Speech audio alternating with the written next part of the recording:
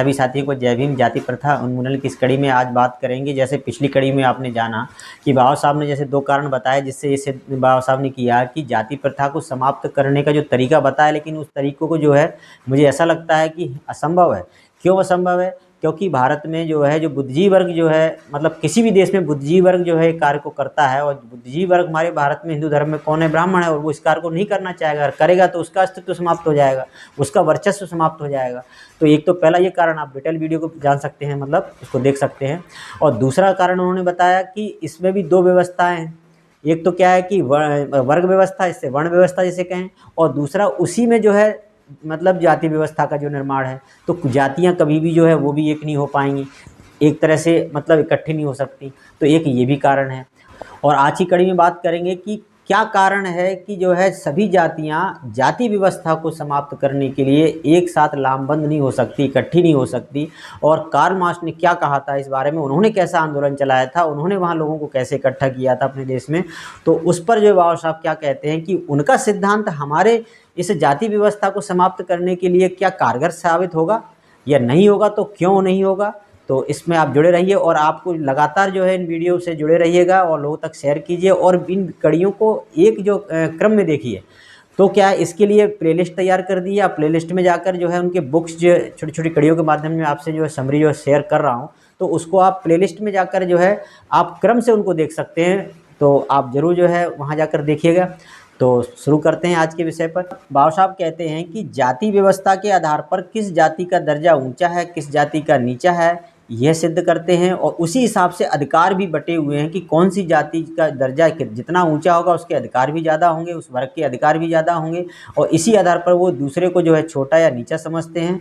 तो उसी क्रम में बाबा साहब कहते हैं कि किसी जाति का दर्जा जितना ऊंचा होगा उतनी ही अधिक उसके अधिकार होंगे, जिस जाति का दर्जा जितना नीचा होगा उतनी ही कम उसके अधिकार होंगे। समुदायों की इस श्रेणीकरण तथा जातियों के इस सोपान ने जाति व्यवस्था के विरुद्ध एक सामूहिक मोर्चा खोलना असंभव बना दिया है। यदि कोई जाति अपने से ऊंची जाति के साथ रोटी बेटी का संबंध करने के अधिकार का दावा करती है तो उसका तत्काल निषेध कर दिया जाता है, क्योंकि वो नीची जाति की जो है अपने से मानकर उसके साथ बेटी रोटी का संबंध यानी कि जो है उससे शादी संबंध जो है उनके परिवार से नहीं करना चाहते, उस जाति से नहीं करना चाहते।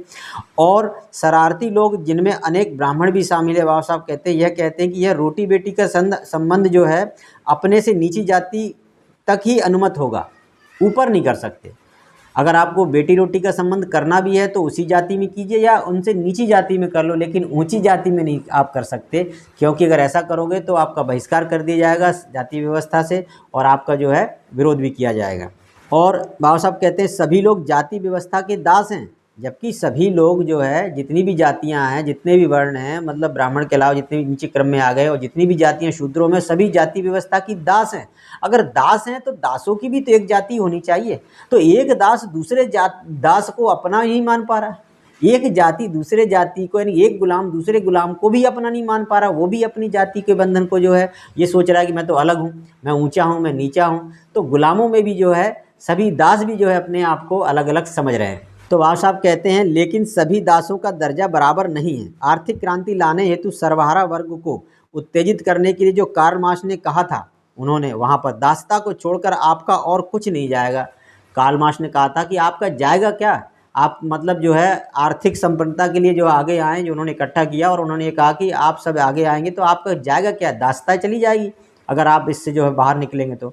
लेकिन बाबा साहब कहते हैं जैसा कलात्मक ढंग से विभिन्न जातियों में सामाजिक और धार्मिक अधिकार वितरित, किसी जाति को ज़्यादा तो किसी को कम जो हमारे भारत में किया गया है या जाति व्यवस्था में किया गया है, तो कार्ल मार्क्स के नारे का वह कलात्मक ढंग जाति व्यवस्था के विरुद्ध हिंदुओं को उत्तेजित करने के लिए एकदम बेकार है, कोई काम नहीं करेगा हमारे इस जाति व्यवस्था को समाप्त करने के लिए। बाबा साहब कहते हैं जातियाँ उच्च और अवर प्रभु सत्ताओं की श्रेणीकृत व्यवस्था होती है, वे अपने दर्जे के लिए सतर्क होती हैं कि हमारा जो दर्जा किसी दूसरी जाति से जो है छोटा ना हो जाए, और यह जानती हैं कि यदि जातियों का सामान्य विलय हुआ, सभी जातियां एक साथ मिल गईं, तो उनमें से कुछ की तो प्रतिष्ठा और शक्ति दूसरी जातियों के अपेक्षाकृत अधिक समाप्त हो जाएंगी। वो कहेंगे मेरे अधिकार ज़्यादा थे, मेरी ऊंची जाति थी, अगर हम सब जातियां एक हो गई तो हमारे अधिकार जो है उसके तो कम गए, नीचे वाले के हमारे ज़्यादा चले गए।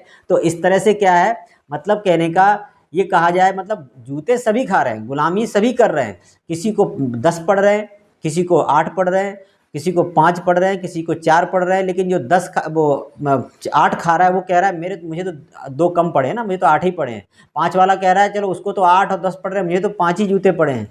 1 वाला 2 वाला कह रहा है कि मुझे तो 2 ही पड़े हैं, लेकिन ये भूल गए कि पढ़ तो सभी को रहे, गुलामी तो सब लोग कर रहे हो, सभी लोग जो है उस व्यवस्था के तहत जो है गुलाम हो, दास हो। लेकिन फिर भी जो है यह व्यवस्था इस तरह से बनी हुई है कि वो दास भी, गुलाम भी जो है वो ये सोचते अगर विलय हो गया तो मेरे अधिकार जो ज़्यादा हैं, इस नीची यानी छोटी जाति से जो है मेरा नुकसान ज़्यादा होगा। तो कभी भी वो जाति व्यवस्था को समाप्त करने के लिए जो ये जातियाँ जो है कभी भी इकट्ठी नहीं हो सकती। उन्हें ऐसा प्रतीत होता है बाबा साहब को, तभी वो कहते हैं कि मुझे जो है ऐसा लगता है। तो तभी बाबा साहब कहते हैं इसे सैनिक भाषा में यूँ कहा जाएगा कि सैनिक भाषा में कि जाति व्यवस्था पर आक्रमण करने के लिए हिंदुओं की आम लामबंदी नहीं कर सकते, हिंदुओं को इकट्ठा नहीं कर सकते, जातियों को इकट्ठा नहीं कर सकते। अगर आप जो है जाति व्यवस्था को समाप्त करने के लिए ऐसे सैनिकों को इकट्ठा किया जाता है, अगर ऐसे जातियों को इकट्ठा किया जाए तो वो नहीं हो सकते। तो इसलिए मुझे असंभव प्रतीत होता है। तो आप जुड़े रहिए इन कड़ियों से। मिलते हैं अगली कड़ी में जाति प्रथा उन्मूलन की। सभी साथियों को जय भीम।